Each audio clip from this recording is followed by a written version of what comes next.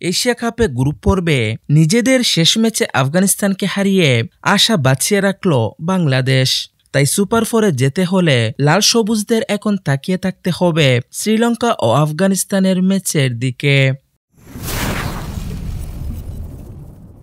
গত 16 September B গ্রুপের ম্যাচে আফগানদের 8 রানের ব্যবধানে হারিয়েছে লিটন দাসের দল। তবে ম্যাচটি 25 বা তার বেশি রানে জিতলে গ্রুপের অন্য ম্যাচের দিকে তাকিয়ে থাকতে হতো না টাইগারদের। তাদের সামনে সুযোগও তৈরি হয়েছিল, তবে 19তম ওভারের পঞ্চম বলে রান আউট মিস করে সে সুযোগ নষ্ট করেন মুস্তাফিজুর রহমান। আফগানদের শেষ এই উইকেটটি তখন তুলে নিতে পারলে 22 রানের জয় পেত লাল সবুজরা। অপরদিকে হংকংয়ের বিপক্ষে 7 উইকেটের জয়ে এবারের আসর শুরু করেছিল বাংলাদেশ। তবে পরের ম্যাচে শ্রীলঙ্কার বিপক্ষে বাজে হারে কঠিন সমীকরণে পড়েছে টাইগারদের সুপার ফোরের যাত্রা। গ্রুপ পর্বের 3 ম্যাচ শেষে 4 পয়েন্ট নিয়ে বর্তমানে টেবিলের 2 নম্বরে অবস্থান করছে টাইগাররা। তবে নেট রান রেটে অনেকটা পিছিয়ে রয়েছে টাইগাররা। তাদের নেট রান রেট এখন 0.270।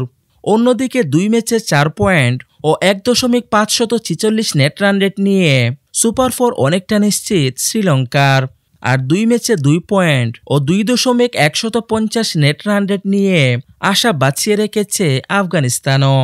আসুন এক নজরে জেনে নেই সুপার ফোরে যেতে বাংলাদেশের সামনে কি সমীকরণ রয়েছে।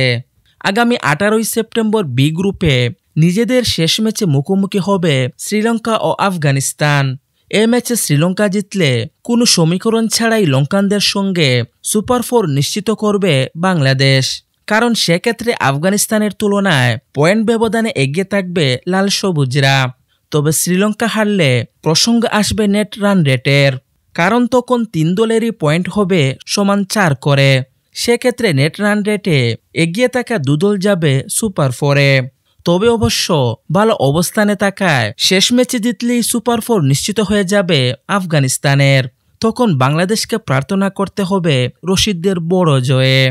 18 সেপ্টেম্বর শ্রীলঙ্কার বিপক্ষে আগে ব্যাট করলে আফগানদের জিততে হবে 65 বা তার বেশি ব্যবধানে, আর পরে ব্যাট করলে জয় তুলে নিতে হবে 50 বল হাতে রেখেই।